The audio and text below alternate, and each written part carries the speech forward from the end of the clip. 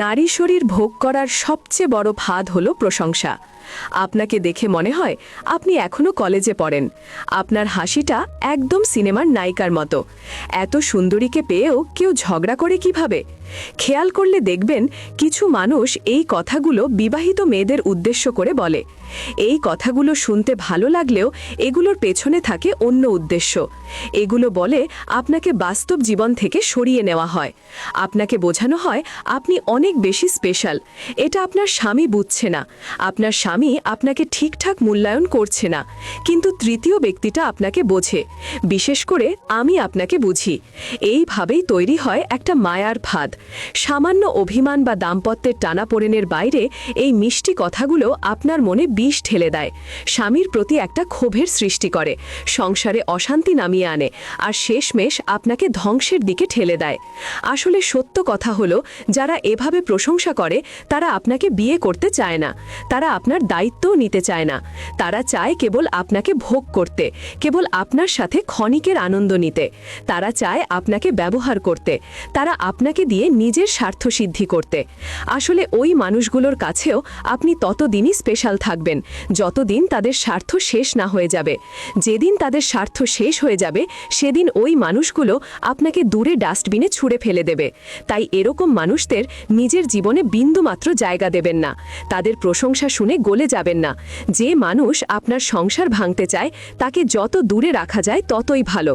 কারণ দিন শেষে আপনাকে পাশে পাওয়ার জন্য, আপনাকে উপভোগ করার জন্য সেই মানুষটা হয়তো কবির মতো আপনাকে প্রশংসা করবে, কিন্তু আপনার স্বামী হয়তো আপনাকে ওভাবে প্রশংসা করে না। কিন্তু অসুস্থ হলে আপনার পাশে রাত জেগে বসে থাকে, আপনার যত্ন নেয়, আপনার যে কোনো প্রয়োজনীয় জিনিসপত্র এনে দেয়, আপনার সন্তানের দায়িত্ব নেয়, আপনার সংসারের বোঝা টানে। একটা কথা মনে রাখবেন, ক্ষণিকের প্রশংসার নেশা অনেক মিষ্টি, কিন্তু এর ফল অত্যন্ত ভয়ঙ্কর। এটি করলে সে দিনরাত আপনার কথাই ভাববে। 1. অপেক্ষা করান। আপনার প্রেমিক বা প্রেমিকা যখন আপনাকে ফোন করবে, খুব দ্রুত ফোন ধরবেন না। বেশ কিছুক্ষণ পরে ফোন ব্যাক করুন। খুব সহজেই পাওয়া যায় এমন মানুষ হতে যাবেন না। তাই অপেক্ষা করুন আর তাকেও অপেক্ষা করান। 2. আগে কথা বলা শেষ করুন। 3. রহস্য রাখুন। কাউকে ভালোবাসেন বলেই তার কাছে নিজেকে উজাড় করে দেবেন না। 4. বন্ধুদের সঙ্গে সময় কাটান। 5. নিজস্ব সত্তা তৈরি করুন। ডাঙায় যে নৌকা থাকে তা সব সময় নিরাপদ, কিন্তু নিরাপদে রাখার জন্য তো নৌকোর সৃষ্টি নয়। নৌকোর সৃষ্টি ঝড় বৃষ্টি উপেক্ষা করে স্রোতের অনুকূলে বা প্রতিকূলে এগিয়ে যাওয়ার জন্য। ঠিক তেমনিভাবে জীবনটাও নিরাপদে আগলে রাখার জন্য নয়, ঝুঁকি নিয়ে জীবনযুদ্ধে জয়ী হবার জন্যই জীবনের সৃষ্টি। শান্ত সাগরে কেউ দক্ষ নাবিক হতে পারে না। কাগজের নৌকো দেখতে অনেক সুন্দর হয়, কিন্তু পানিতে তা ভিজে যায়। তেমনি আবেগ যতই মধুর হোক না কেন, বাস্তবতার মাঝে তা অল্প সময়ের মধ্যেই বিলীন হয়ে যায়। শিশুদের পেছনে টাকা খরচের চেয়ে তাদেরকে সময় দেওয়া অনেক বেশি জরুরি। মেয়ের হাতে রান্না করা পোড়া তরকারি খেয়েও যিনি প্রশংসা করেন তিনি হলেন বাবা। জীবনে 3 জনকে কখনো ক্ষমা করতে নেই। 1. যে ভালো না বেশে অভিনয় করে। 2. যে বন্ধুত্বের সুযোগ নিয়ে বেইমানি করে। 3.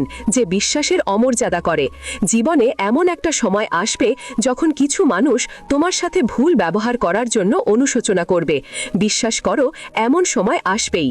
জীবনটা ছোট, তাই এমন মানুষের সাথে জীবনটা কাটাও যারা তোমাকে হাসাবে এবং ভালোবাসবে। সব রং মিলেমিশে রং হোক একটাই, যে রঙে দেয়া আছে প্রেম ভালোবাসা সবটাই।